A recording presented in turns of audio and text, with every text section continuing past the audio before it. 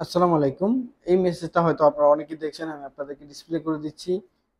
এই মেসেজটা প্রায় অনেকের মোবাইলে আছে, অনেকে ভয় পাইতেছে, অনেকে আমার প্রশ্ন করছিল ভাই এই মেসেজটা কিসের। আমি আপনাদেরকে একদম ক্লিয়ার করে দিচ্ছি, আর সবাই শুনেন। এখানে যে মেসেজটা আসছে আরবিতে আসছে এবং কি ইংলিশও আসছে। আপনি যদি বর্তমানে হজ করতে যান, পারমিট ছাড়া হজ করতে পারবেন না। মে মাসের 23 তারিখ থেকে মক্কা এন্ট্রি টোটালি বন্ধ করে দিছে, একমাত্র যারা হাজি আছে তারা ঢুকতে পারবে।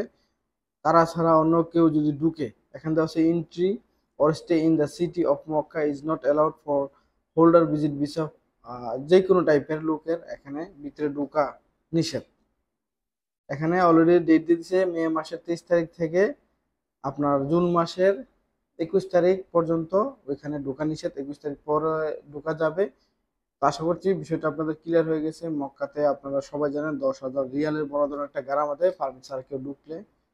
আর এখন তো বর্তমানে হজ চলতেছে, হজ সিজনে যারা ঢুকতে চায় তাদের আলাদা সিস্টেম, একটা মুক্তবরের লিঙ্ক আছে। ওই লিঙ্কের মাধ্যমে যদি হাজারের সেবা করতেছে ওই লিঙ্কে রেজিস্ট্রেশন করে তারপরে পারমিট নিয়ে তারা ঢুকতে পারে, এছাড়া কিন্তু ঢুকতে পারে না। তো কেউ চালাকি করেও ঢুকার চেষ্টা করবেন না, না হলে কিন্তু আপনি বড় ধরনের একটা জরিমানা খেয়ে যাবেন।